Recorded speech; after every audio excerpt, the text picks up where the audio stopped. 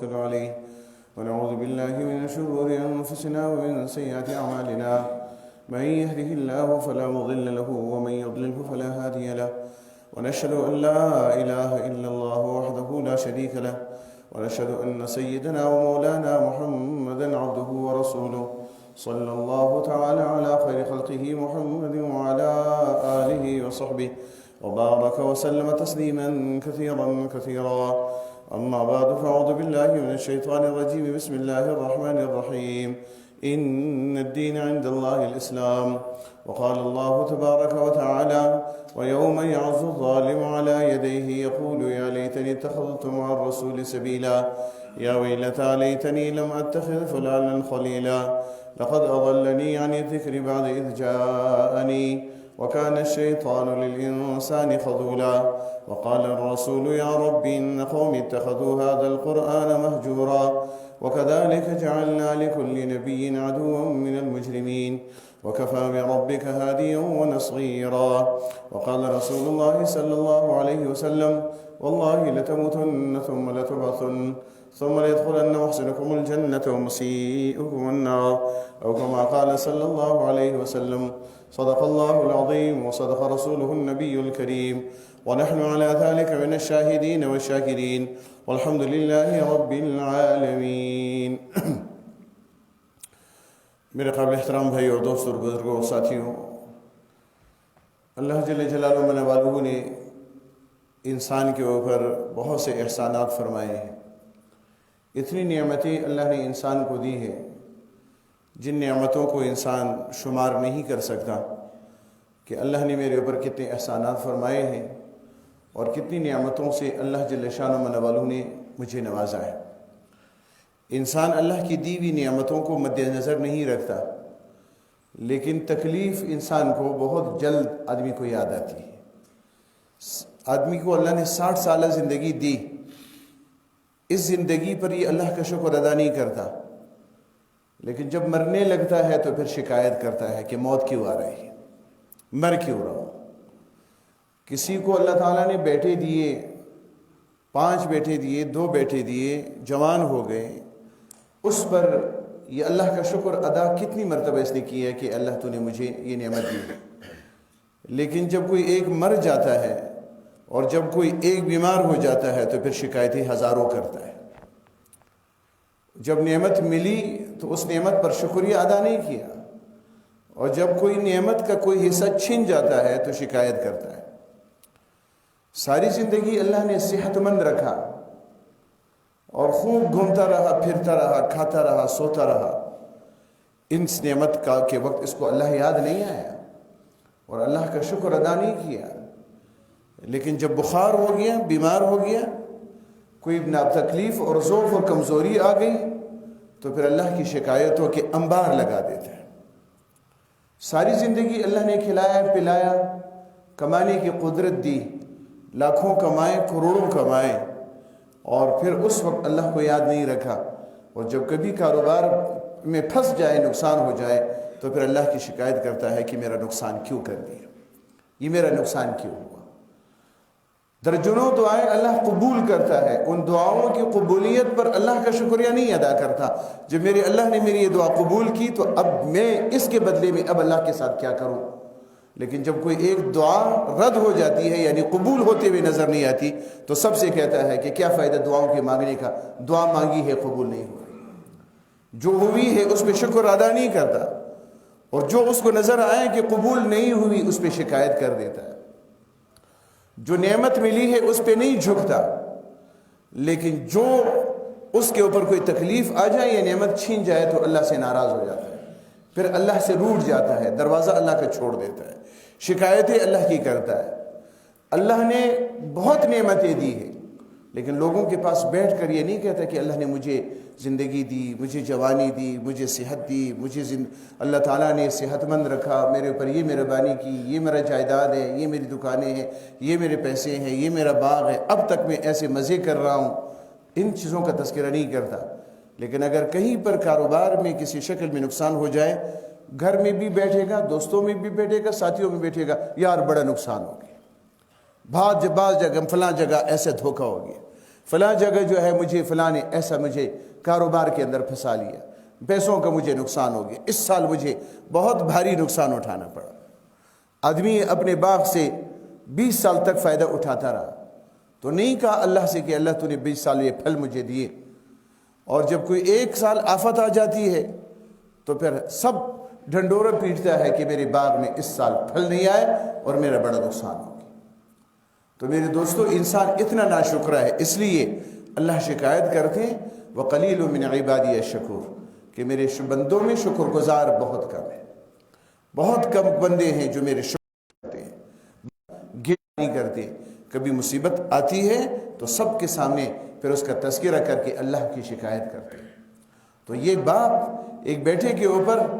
جب ساری عمر احسانات کرتا ہو، اور کبھی کبھار اس نے پھر ایک دفعہ ڈانٹ دیا اس نے، اور یہ کبھی ہاتھ اس نے روک دیا، اور ایک دن اس کو خرچہ نہیں دیا،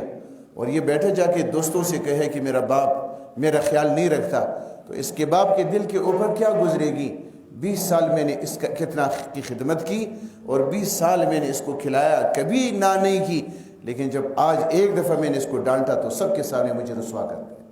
سب کے سامنے اس نے مجھے میری شکایت کر دی۔ اس لیے اللہ کو باپ اور کوئی احسان محسن اپنی شکایات اپنے دست جو اس کے زیر دست ہو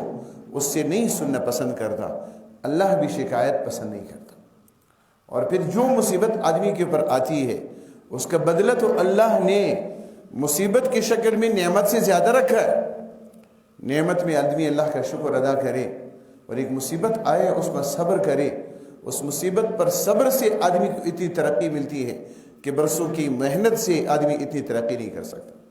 تو میرے دوستو، اللہ کے سامنے اللہ کی نعمتوں کا اظہار اللہ اپنے بندے پر کرتے ہیں، اور اس کا احساس بندے کو ہر وقت ہونا چاہیے کہ اللہ تو نے کتنی نعمتوں سے مجھے نوازا ہے۔ سارا بدن کٹ جائے، کوئی ایک عضو سلامت رہے، اس کو نہ دیکھے کہ میرے اعضاء کٹ گئے، جو سالم ہے اس پر اللہ کا شکر ادا کرے کہ اللہ ہاتھ تو ٹھیک ہے، باقی بدن پاؤں اگر نہیں ٹھیک، ہاتھ تو ٹھیک ہے، اور اگر میں کانوں سے بہرا ہوں لیکن آنکھوں سے تو بینا ہوں، یہ بھی تو تیرا احسان ہے۔ اور اگر تو مجھے تکلیف ہے تو اب تک جو نہیں تھی، یہ میرے اوپر تو نے کتنا احسان کیا، یہ میرے اوپر تو نے اب تک کتنا کرم کیا۔ ایک ہمارے دوست عزیز تھے، بیماری اور تکلیف ان کے اوپر آئی، تو ایک دن وہ کہہ رہے تھے، تو پھر میں تذکرہ کر رہا تھا، میں نے کہا اللہ کا شکر اب تک کی نعمتوں پہ ادا کرنا چاہیے۔ اب اگر اللہ نے مجھے 50 سال کی 60 سال کی زندگی مجھے دی ہے تو یہ کم احسان ہے جو میرے رب نے ہمارے اوپر کیا ہے۔ 40 سال کی مہلت اگر اللہ نے دے دی اور اب اللہ نے موت دے دی تو یہ 40 سال کا زمانہ تھوڑا ہے جو اللہ دے رہے ہیں۔ 50 سال اللہ نے مجھے زندہ رکھا، کھانے پینے اور دنیا کی نعمتوں سے مستفید ہونے کا موقع دیا، تو یہ میرے رب کا میرے اوپر کم احسان ہے جو 50 سال تک اپنی زمین کے مجھے پھرنے کا اور قدم کے رکھنے کا موقع دیا۔ یہ معمولی کرم ہے اس کا، اس دورانی میں کتنے احسانات اس نے کیے۔ اب ہم امیدوار تو ہے اللہ کے کہ اللہ مزید کرم فرمائے، لیکن اگر بند کر دیا اللہ نے مزید اپنے احسانات کا دروازہ تو تب بھی ہم اللہ کے سابقہ نعمتوں پہ شکر گزار ہیں۔ اور اب بھی جو کرے گا وہ کوئی برائی ظلم نہیں ہے، اللہ اپنے بندوں پہ ظلم نہیں کرتا۔ چھین کے بھی اللہ چھین لے بھی تو اللہ کی رحمت ہے، دے دے بھی تو یہ اللہ کی رحمت ہے، مسکین بنا لے تو یہ بھی اللہ کی بندے کے ساتھ احسان ہے، ظلم نہیں ہے۔ اور اللہ نعمتوں سے نوازے تو یہ بھی اللہ کی رحمت ہے۔ شکل تو الگ ہوتی ہے لیکن ہے نعمت انسان کے حق میں دونوں۔ تو اللہ جل شانہ و نوالو نے ہمیں نعمتوں سے نوازا ہے۔ پھر بڑی نعمت ہماری یہ ہے کہ اللہ نے ہمیں ایمان دی ہے اور اللہ نے اپنی پہچان کرا دی ہے۔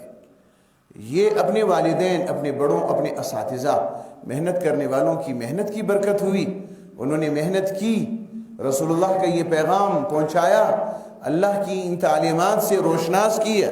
ہمارے گھروں میں بھی یہ دعوت پہنچ گئی، ہمارے آباء و اجداد مسلمان ہو گئے، ہم ان مسلمانوں کے گھروں میں پیدا ہو گئے۔ ہم نے بھی کسی بت کے سامنے جھکنے کے بجائے اپنے رب کے سامنے جھکنے کا سبق پہلے دن ہی اپنے ماں باپ نے پڑھا دیا۔ پہلے دن ہی جب ہم چلنے لگے تو مسجد لے گئے، جب ہم بولنے لگے تو ہمیں اللہ یا سکھایا، اور جب ہم کچھ سمجھنے لگے ہمیں کلمہ سکھا دیا، ہمیں علماء کی مجلسوں میں لے گئے، مسجد کا راستہ پہلے سے ہی بتا دیا۔ یہ ہمارے رب کا ہم اور آپ کے اوپر کتنا احسان ہے اور کتنا کرم ہے کہ اللہ نے ہماری یہ رہبری فرمائی اور اللہ نے ہمیں صاحب ایمان بنا دیا۔ بتوں کے سامنے نہیں جھکایا، جانوروں کے سامنے نہیں جھکایا، ہم اور آپ کو اللہ نے مشرک کافر نہیں بنایا، مسلمان بنایا۔ نبی پھر اللہ نے نبی بھیجا جناب رسول اللہ صلی اللہ علیہ وسلم کو، کتنے سو سال پہلے ہو، 1400 سال سے زیادہ کا زمانہ ہوا۔ ہم اور آپ نے تو نہیں دیکھا، 63 سال کی عمر میں رسول اللہ دنیا سے تشریف لے گئے سن 10 ہجری کو، لیکن اتنے 14 صدیاں گزر گئی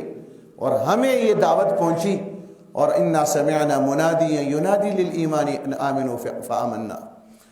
تو ہم نے ایمان میں کہ اللہ ہم نے سنا آپ کی منادی کو، نبی کا پیغام پہنچا، قرآن ہمارے طرف آیا،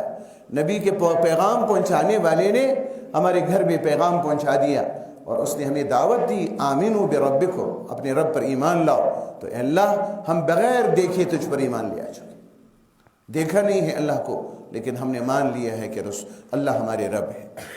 جناب رسول اللہ صلی اللہ علیہ وسلم کے متعلق کہ تمہارے پیغمبر ہیں، ہم نے مان لیا کہ اللہ نے نبی پاک صلی اللہ علیہ وسلم کو بھیجا ہے اور اب وہ آخری نبی ہے۔ محنت فرمائی، ان کے صحابہ بنے، صحابہ نے محنت کی، اس دین کو دنیا میں پھیلایا، ہمارے گھروں تک بھی یہ دین اللہ نے پہنچا دیا، یہ سامان ہمارے گھروں میں، یہ دولت بھی آ گئی، ہم اس سے مستفید ہو گئے، ہم نے اللہ کے نبی کو پر ایمان لے آئے، یہ صاحب ایمان اللہ نے بنا دیا۔ یہ کتنا کرم اللہ نے ہم اور آپ کے اوپر کیا ہے، کتنا احسان ہے کہ ہمیں اللہ نے اپنے نبی کے غلاموں میں بنا دیا۔ ایمان لانے والوں کی فہرست میں ہم اور آپ کا نام بھی اللہ نے ڈال دیا۔ اب ہم اور آپ کا اللہ کے نبی کو مان لینا یہ اللہ کی بہت بڑی نعمت ہے اور رحمت ہے۔ نبیوں کا آنا یہ انسانوں کے لیے رحمت کا ایک سلسلہ تھا جو اللہ نے جاری رکھا۔ آخری نبی جناب رسول اللہ تشریف لائے، اب نبیوں کا آنا تو رحمت ہے، لیکن آخری نبی پر چونکہ نبوت کی تکمیل ہو گئی تب نبیوں کا آنا یہ بڑی رحمت ہے، اور نبوت کی تکمیل یہ اس سے بڑی رحمت ہے کہ اللہ نے نبوت کو جناب رسول اللہ پر مکمل کر دیا، کوئی کمی اللہ نے رسول اللہ میں نہیں چھوڑی، اور نہ بعد میں کسی نبی کو بھیجنے کی ضرورت تھی کہ اللہ اب کسی نبی کو بھیجیں گے۔ نبی کو بھیجا یہ رحمت اور نعمت تھی اللہ کی جانب سے، اور پھر جناب رسول اللہ کو آخری نبی بنایا کہ بس اب آپ پر نبوت کی تکمیل ہو گئی، آپ کے بعد کوئی اور نبی نہیں آئے گا، تو یہ اللہ نے اس سے بڑی نعمت اور بڑا احسان کر دیا۔ اور پھر نبی پاک صلی اللہ علیہ وسلم کو مان لینا جیسے یہ ایمان ہے، رسول اللہ صلی اللہ علیہ وسلم کی ہر بات کے اوپر پختہ یقین کر لینا، جیسے ہم اور آپ کو یہ جانتے ہیں آج کا دن اگر اللہ نے ہمیں نصیب کیا تو آج کے بعد کل ہے، آج جمعہ ہے تو کل ہفتہ ہے، اب دوپہر ہے تو کچھ وقت کے بعد شام ہے، اور ہم اپنے گھر میں جاتے ہیں اپنے گھر والوں کو دیکھتے ہیں تو وہی عبداللہ ہے، زید عمر بکر ہے۔ تو اس طرح سے ہم اور آپ کو جناب رسول اللہ صلی اللہ علیہ وسلم کی ذات پر اور آپ کی زندگی پر اور آپ کی کہی ہوئی ہر بات پر 100% ایمان کا ہونا اور اس پر پختہ یقین کا ہونا یہ ایمان کا تقاضا ہے کہ جو اللہ نے فرمائے وہ حق و سچ ہے۔ وہ جناب رسول اللہ کی زبان مبارک سے نکلا، آپ نے فرمایا کہ خدا کی قسم اس زبان سے حق کے سوا کچھ نہیں نکلے گا، وہی نکلے گا جو اللہ کو منظور ہوگا، اور جو اللہ نکلوانا چاہیں گے اس منہ سے اس زبان سے وہی نکلے گا، اور پھر وہ ہو کر رہے گا۔ جب ایک دفعہ منہ سے نکل گیا پھر اسی طرح سے ہو کے رہے گا۔ صحابہ کو اس پر 100% یقین تھا، جو رسول اللہ نے کیا ہے اور جو فرمایا ہے وہ ہو کے رہے گا۔ حضور پاک علیہ السلام کے صحابہ میں ایک صحابی تھے حضرت ابو ذر رضی اللہ عنہ،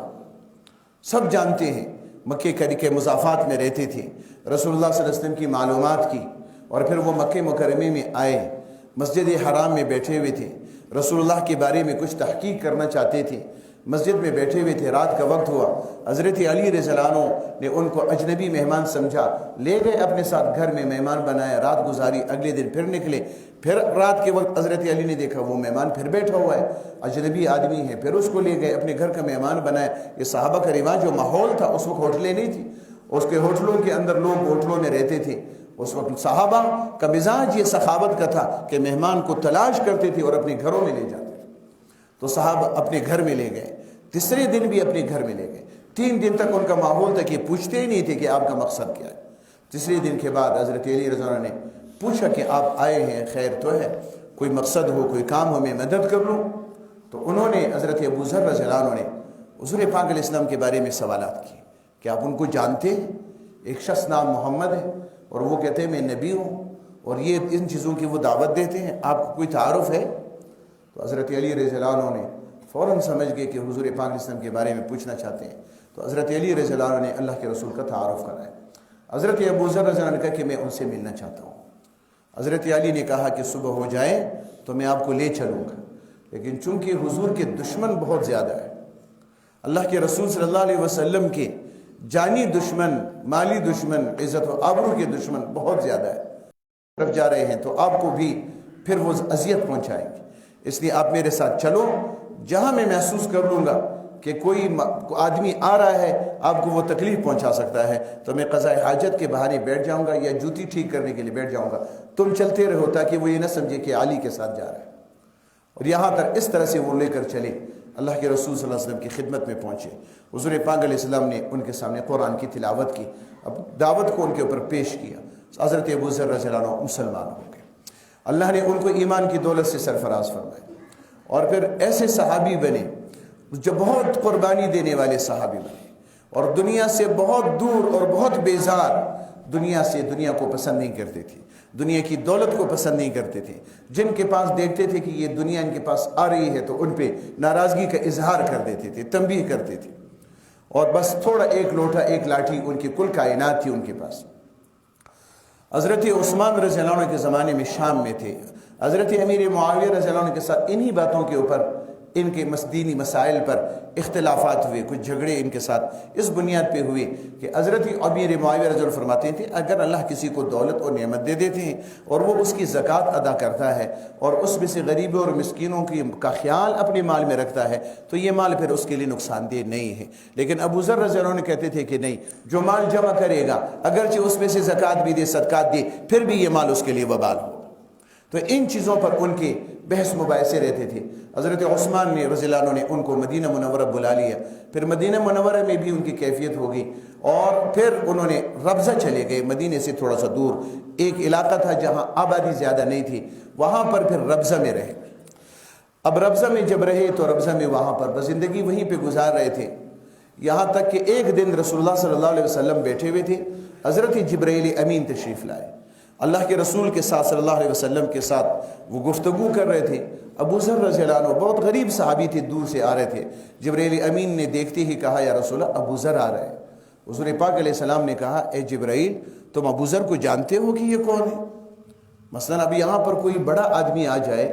اور اس میں محلے میں سے لوگوں کی نظر میں کوئی ایسا عام سا کوئی آدمی آ رہا ہو اور وہ صدر مملکت کہہ دے کہ فلاں آ رہا ہے, سارے حیران ہو جائیں گے کہ وہ تو ایک معمولی قسم کا آدمی ہے اور صدر مملکت اس کو جانتا ہے کہ یہ فلانا آ رہا ہے. تو حضور پاک علیہ السلام نے کہا ابو جبرائیل ابو ذر کو تم جانتے ہو کہ کون ہے؟ جبرائیل علیہ السلام نے کہا خدا کی قسم تم زمین والے اتنے نہیں جانتے ہو جتنا آسمان والے ابو ذر کو جانتے ہیں,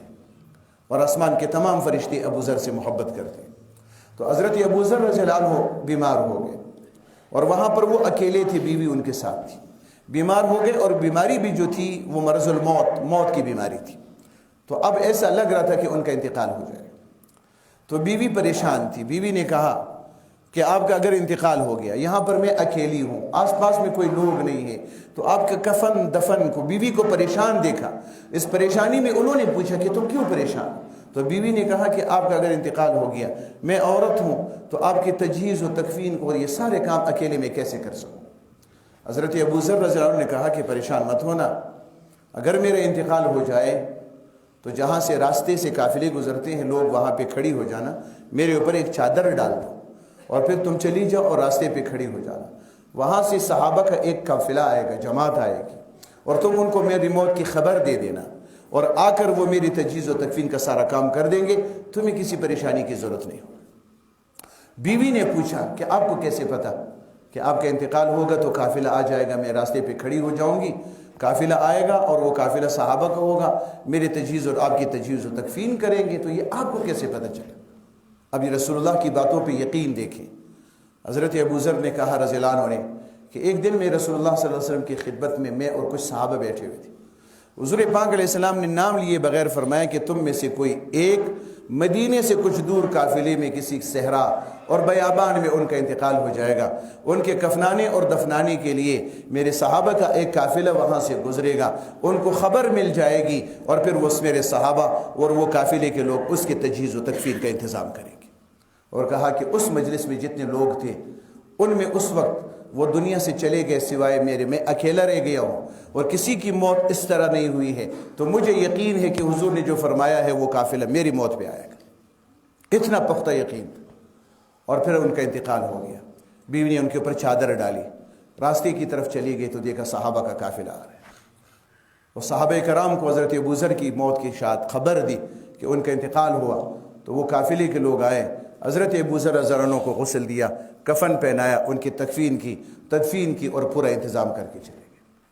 یہ اللہ کے رسول صلی اللہ علیہ وسلم نے فرمایا۔ تو صحابہ کو اس درجے کا یقین تھا کہ جو اللہ کے رسول نے فرمایا وہ ہوگا۔ سراقہ ابن مالک مومن نہیں تھا، مسلمان نہیں تھا۔ رسول اللہ کو پکڑنے کے لیے 100 اونٹ انعام رکھے گئے تھے کہ جو محمد رسول اللہ کو پکڑ کے لائے گا 100 اونٹ اس کو انعام ملیں گے۔ تو اس نے تھوڑا اندازہ لگایا تھا رسول اللہ کے نکلنے کا، تو وہ پیچھے اکیلا دوڑا کہ میں ان کو دیکھ لوں گا اور پکڑ لوں گا، ان کو خبر دوں گا، انعام مل جائے گا۔ اور پھر وہ جو چلا، حضرت رسول اللہ صلی اللہ علیہ وسلم اور حضرت ابوبکر صدیق رضی اللہ عنہ جا رہے تھے، یہ قریب پہنچا، چونکہ وہ جانتے تھے، تو حضرت ابوبکر صدیق نے کہا رسول اللہ یہ سراقہ ابن مالک کافر تھا، وہ آ رہا ہے اور وہ کہیں پکڑ کر خبر ہماری ان تک نہ پہنچا دے۔ تو اللہ کے رسول صلی اللہ علیہ وسلم نے فرمایا کہ نہیں، ایسا نہیں ہوگا۔ وہ جب قریب آنے لگا تو اس کے گھوڑوں کے اگلے پاؤں زمین کے اندر دھنس گئے، اور سارا ہی دھنس جاتا اگر وہ اللہ کے رسول کے سامنے معذرت پیش نہ کرتا کہ آپ میرے لیے دعا کر لیں کہ میری بچت ہو جائے، میں تکلیف نہیں دوں گا۔ جب 2-3 دفعہ اس کے ساتھ یہ ہوا، آخر میں پھر اس نے کہا کہ میں آپ کو کوئی تکلیف نہیں پہنچاؤں گا، واپس چلا جاؤں گا اور آنے والے قافلوں کو بھی روکوں گا، ان کو کہوں گا کہ آپ کے بارے میں کہ وہ اس راستے سے نہیں گزرے، میں گیا ہوں تلاش کیا مجھے نہیں ملے، تو ان کو واپس روکوں گا۔ اور اللہ کے رسول صلی اللہ علیہ وسلم نے ان کو کہا تھا کہ تم آئے ہو مجھے پکڑ کر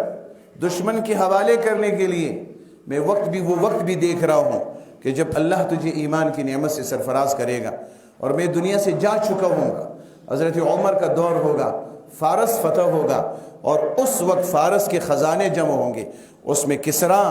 وہ چوڑیاں اور کڑے پہنتا تھا، سونے کے کڑے پہنتا تھا، کنگن جس کو کہتے ہیں، اور وہ خزانے میں سے تجھے پہنا دیے جائیں گے، میں تیرے ہاتھوں میں وہ چوڑیاں دیکھ رہا ہوں۔ تو اللہ کے رسول صلی اللہ علیہ وسلم نے فرما دی بات۔ اور پھر جب فارس فتح ہو گیا حضرت عمر رضی اللہ عنہ کے دور میں، وہ خزانے کا مال جب جمع ہوا تو سراقہ ابن مالک نے کہا کہ اللہ کے رسول نے یہ فرمایا تھا، لہٰذا وہ کنگن مجھے دیے جائے۔ تلاش کیا، نہیں ملے، وہ چوڑیاں نہیں ملی، وہ کڑے نہیں ملے۔ سراقہ ابن مالک کو یقین تھا کہ جب حضور نے فرمایا ہے ضرور ہوگا، کہا کہ تلاش کرے، حضور نے فرمایا تھا ضرور ہے۔ پھر جب سامان کو ٹٹولا تلاش کیا تو وہ نکلے اور ان کو ہاتھوں میں پہنا اور فرمایا حضور نے فرمایا تھا کہ تو ایک دن آئے گا کہ یہ کس طرح کی چوڑیاں تو نے پہنی ہوئی، وہ جو سنے کیسے اللہ کے رسول نے فرمایا۔ تو ایک ایک بات جو رسول اللہ نے فرمائی تھی وہ کیسے کیسے سچ اور حق ثابت ہو گئی۔ خندق جب کھود رہے تھے، جب جنگ خندق سن 5 ہجری میں ہو رہی تھی، اس وقت خندق کھود رہے تھے اور صحابہ کو اپنی اپنی زمین کا حصہ رسول اللہ نے دیا تھا۔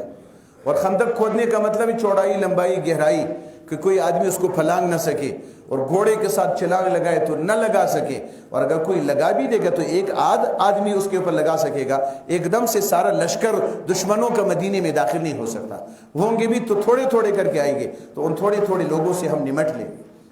تو وہ خندق کھود رہے تھے، تو وہ چونکہ پہاڑی علاقہ تھا، ایک بہت بڑی چٹان آ گئی، اس کو حضرت سلمان رضی اللہ عنہ توڑ رہے تھے، تو وہ ٹوٹ نہیں رہی تھی۔ اللہ کے رسول صلی اللہ علیہ وسلم کو فرمایا، بتایا کہ یا رسول اللہ یہ چٹانیں ٹوٹ نہیں رہی۔ آپ علیہ السلام نے خود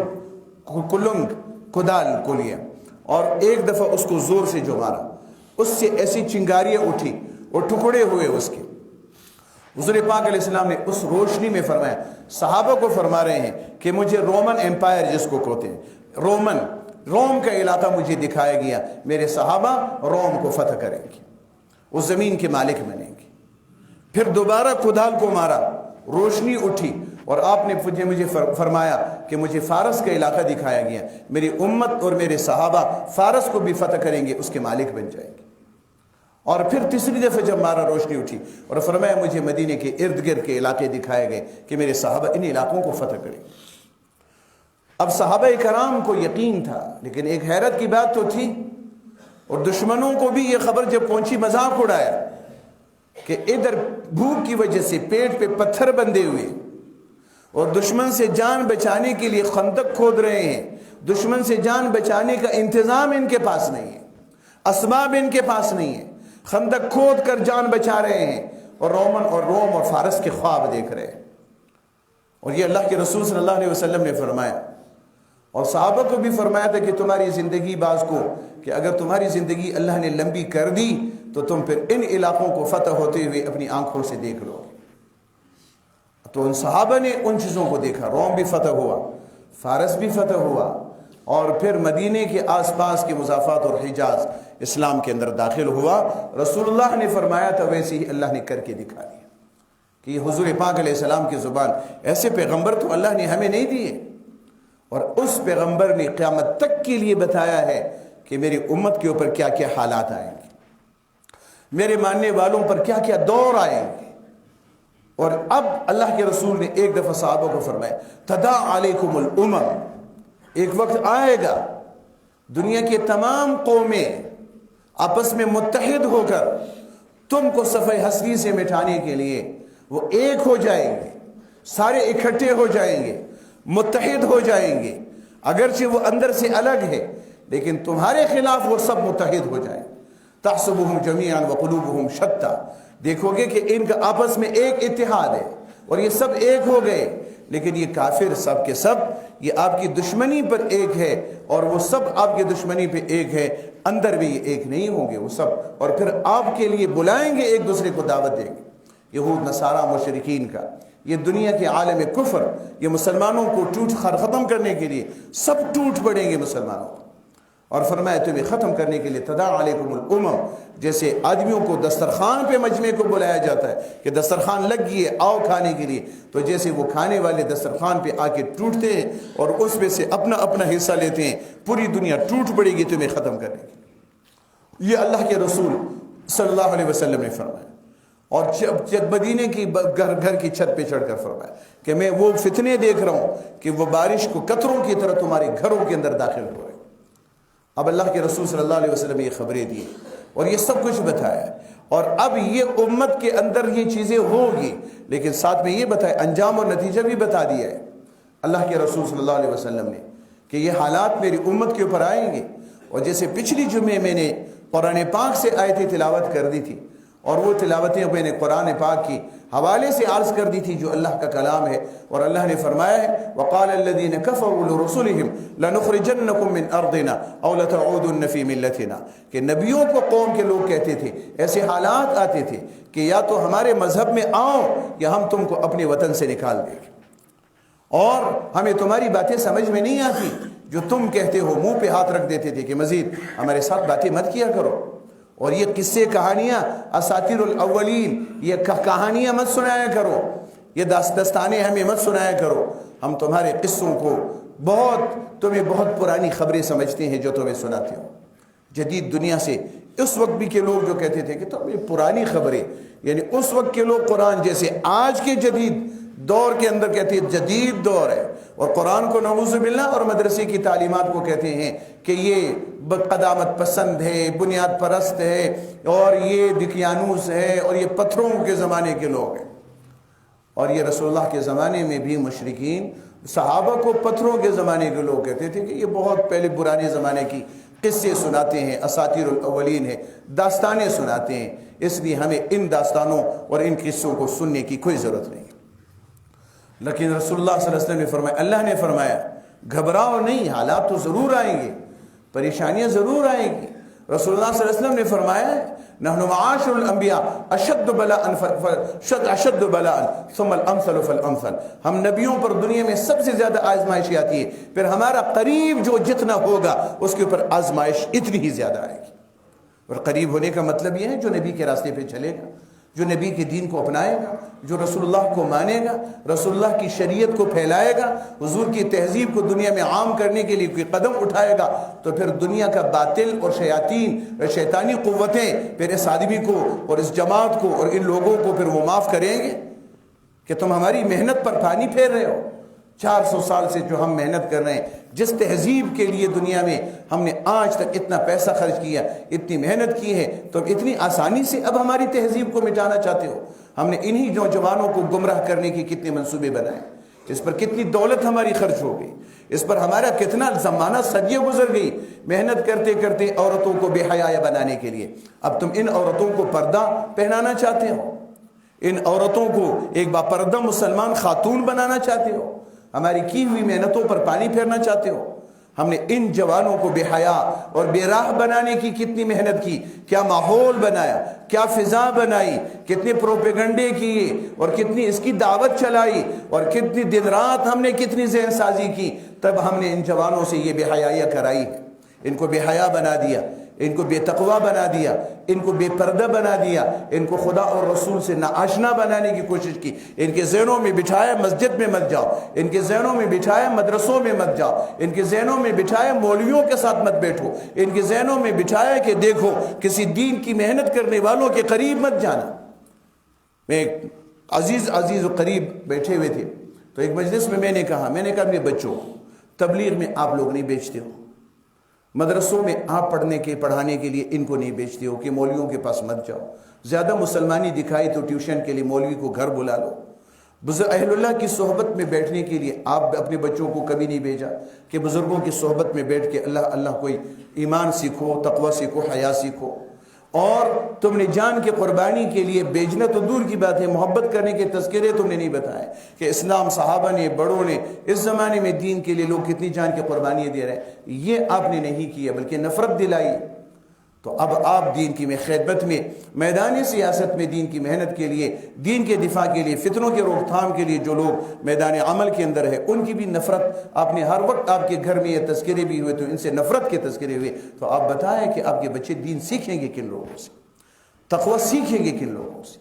اگر سیکھیں گے بھی تو بہت محدود دین ہوگا ان کی نظروں میں، اس سے آگے پھر یہ کنویں کے مینڈک ہوں گے، پھر اس سے آگے کا دین ان کو سمجھ میں نہیں آئے گا کہ اچھا دین یہاں بھی ہے، اسلام یہاں بھی ہے، اللہ کے احکام یہاں بھی میں نے زندہ کرنے ہیں، نبی کے صلی اللہ علیہ وسلم کی سیرت یہاں بھی میرے لیے اس کی رہبری موجود ہے۔ تو آپ پھر یہ کہے گا کہ میں اسکول بھی جاؤں گا، یہاں دین کا کیا کام ہے؟ کالج پڑھتا ہوں، یہاں دین کا کیا کام ہے؟ یونیورسٹی جاتا ہوں، یہاں دین کا کیا کام ہے؟ میں کمشنر بن گیا ہوں، میرے ساتھ میری کمشنری میں دین کا کیا تعلق ہے؟ میں گورنر وزیر بن گیا ہوں، یہاں میرے گورنر ہاؤس میں دین کا کیا تعلق ہے؟ گورنر ہاؤس کے دروازے وہ دین کے لیے بند ہوں گے، وزیر اعظم ہاؤس کے دروازے وہ دین کے لیے بند ہوں گے، کمشنر اور ڈی سی کے دروازے وہ دین اور اسلام کے لیے پھر بند ہوں گے۔ وہ پھر ان جگہوں میں نہ اسلام کو لانے دیں گے اور نہ اسلام والوں کی کوئی معاونت کریں گے اور نہ کوئی حوصلہ افزائی کریں گے۔ ہاں، مدرسوں کے متعلق، مسجدوں کے متعلق، دینداروں کے متعلق کوئی ایک بات ایسی نہیں آئے گی کہ ان کی حوصلہ افزائی کرو، اپنے ہی لوگ ہوں گے۔ لیکن جب یہ کہا جائے گا کہ بند کر دو تو سب پھر مورچوں سے نکلیں گے کہ حالا مسجد کو کیوں کھولا ہے، بند کر دو، مدرسہ کیوں کھولا ہے، بند کر دو۔ یہ پچھلے کرونا آیا تھا، اور اب یہ جو دوبارہ کی کوئی لہر تھی تو مسجدوں کو، اسکول، ادارے بند ہو گئے، لیکن مدرسوں والوں کو اللہ جزائے خیر دے، انہوں نے مدرسے بند نہیں کیے، لیکن بفضل تعالی مدرسوں کے اندر کوئی نہ وبا تھی اور نہ یہ بچے آتے رہے۔ ہم نے رمضان مبارک میں بھی بچے تھے، روزانہ اعمال کا اہتمام کیا، الحمدللہ کسی بچے کو کوئی وبا نہیں لگی، اور اب مدرسے چل رہے ہیں سارے، لیکن مدرسوں میں، پورے پاکستان کے مدرسوں میں کوئی وبا نہیں ہے کہ اسکولوں میں پھر کیوں کہ بند کیا؟ تعلیم دشمنی، دین دشمنی، معاشرے کی دشمنی متبادل تو ہے نہیں۔ میں ایک دفعہ وہ میٹنگ تھی کمشنر کے ساتھ اور علماء بھی بلائے تھے، تو اس میں میں نے ایک بات عرض کر دی، میں نے کہا ایک کھلا راستہ جب جا رہا ہے اور اس کھلے راستے کو آپ بند کر دو اور متبادل راستے مت دو لوگوں کو جانے کے لیے، تو پھر ظاہر بات ہے کہ لوگ متبادل راستے پھر خود بنائیں گے۔ جب آپ نہیں بنا کر دو گے تو لوگ پھر اپنا متبادل راستے خود بنائیں گے۔ آپ نے متبادل راستے تعلیم کے ادارے تو بند کیے، متبادل تعلیم کا انتظام آپ کے پاس کوئی نہیں، ان پر دکانوں کے دروازے بند کر دیے، متبادل معاشی انتظام آپ کے پاس کوئی نہیں تھا، تو ظاہر ہے کہ پھر لوگوں نے جو راستہ اپنے طور پہ اختیار کرنا تھا وہ انہوں نے کرنا تھا۔ تو ایک مدرسہ انہوں نے بند کر دیا تھا جہاں تعلیم حفظ ہو رہی تھی، اس سلسلے میں ہم نے وہ ڈی سی وغیرہ سے بھی کہا کہ یہ مدرسہ کیوں بند کیا، تعلیمی ادارہ ہے یا تو قرآن کی تعلیم ہو رہی ہے، اس کو کیوں بند کیا ہے؟ 12 لوگوں نے کچھ شکایت کی تھی، ہم نے بند کیا۔ تو یہ دینی ادارے، دین یہ تو ہماری حفاظت کا ذریعہ اور سبب ہے۔ تو اس لیے میرے دوستو جو بات میں نے عرض کی ہے کہ اللہ تعالیٰ نے ہمیں ایک مسلمان بنایا، ذمہ دار مسلمان کی حیثیت سے اپنے آپ کو پہچاننا چاہیے کہ میں مسلمان ہوں، یہودی نہیں، نصرانی نہیں، مشرک نہیں، رسول اللہ کا امتی اور غلام ہوں، لہٰذا پوری دنیا کو بدلنا، خود بدل جانا یہ میرا کام نہیں ہے، پوری دنیا کو بدلنے کی محنت کرنا یہ میری ذمہ داری ہے۔ ہم دنیا کو بدل دیں، پوری دنیا کے سامنے رسول اللہ کے پیغام پہنچانے کی ذمہ داری نبھائے۔ اللہ تعالیٰ مجھے بھی، آپ حضرات کو بھی، پوری امت کو اپنے دین کے سمجھنے کی، رسول اللہ صلی اللہ علیہ وسلم کو آخری نبی کی حیثیت سے مان کر ان کے تمام اقوال اور افعال پر اللہ ہم کو اعتبار اور اعتماد نصیب فرمائے۔ اور